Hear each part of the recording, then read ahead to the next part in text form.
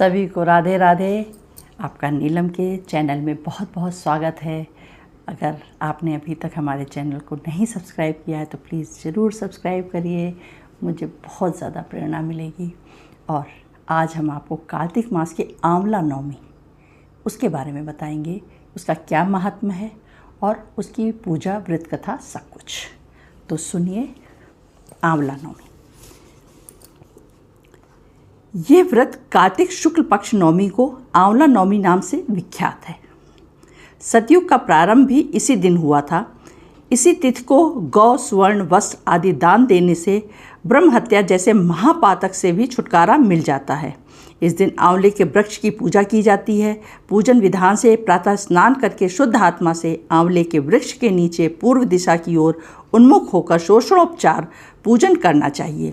फिर उसकी जड़ से दुग्ध धारा गिराकर चारों ओर कच्चा सूत लपेटें तथा कपूर वर्तिका से आरती करते हुए 7 बार परिक्रमा करें। आंवला वृक्ष के नीचे ब्राह्मण भोजन तथा दान देने का विशेष फल है। अब इसकी व्रत कथा सुनिए। काशी नगरी में एक बहुत धर्मात्मा दानी तथा निसंतान एक वणिक रहता था।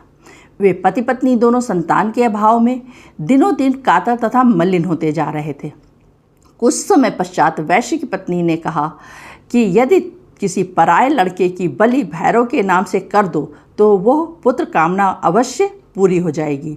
ये बात वैश्य के पास भी पहुंची, मगर उसने अस्वीकार कर दिया। लेकिन सखी की बात वैश्य की पत्नी भूली नहीं, मौके की तलाश करती रही। एक दिन एक लड़की को भैरव देवता के नाम पर कुएं में गिराकर बलि दे दी। इस हत्या का परिणाम बड़ा उल्टा हुआ। लाभ की जगह उसके सारे बदन में कोढ़ बहने लगा तथा लड़की की प्रेतात्मा उसे सताने लगी। ऐसी परेशानी देखकर वैश्य ने इसका कारण अपनी पत्नी से पूछा। तब उसने सारी कहानी शुरू की से आखिरी तक कह सुनाई। ऐसा जानकर वैश्य ने हत्यारिन, पापिन आदि शब्दों से उसे काफ़ी मर्माहत किया तथा बताया कि गोवध, ब्राह्मणवध तथा बालवध करने वाले के लिए इस संसार में कहीं भी ठिकाना नहीं है। इसलिए तू गंगा तट पर जा और जाकर स्नान वंदन कर, तभी तू इस कष्ट से छुटकारा पा सकती है। वैश्य पत्नी ने ऐसा ही किया, गंगा किनारे रहने लगी।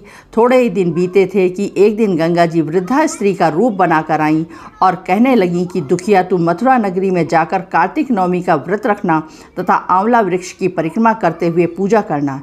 ये व्रत करने से तुम्हारे सारे पाप नष्ट हो जाएंगे।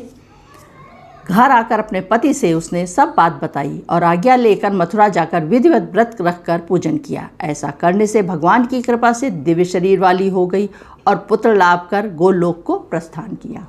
तो देखिए आप लोग किस तरह आंवला नवमी के प्रभाव से कितनी दुखी आत्मा भी सुखी हो सकती है। तो आप लोग भी अच्छे से करिए आंवला नवमी।